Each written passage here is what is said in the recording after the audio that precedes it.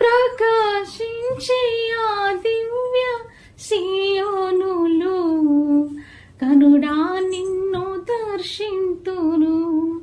ప్రకాశించే ఆ దివ్య సియోనులో గనుడా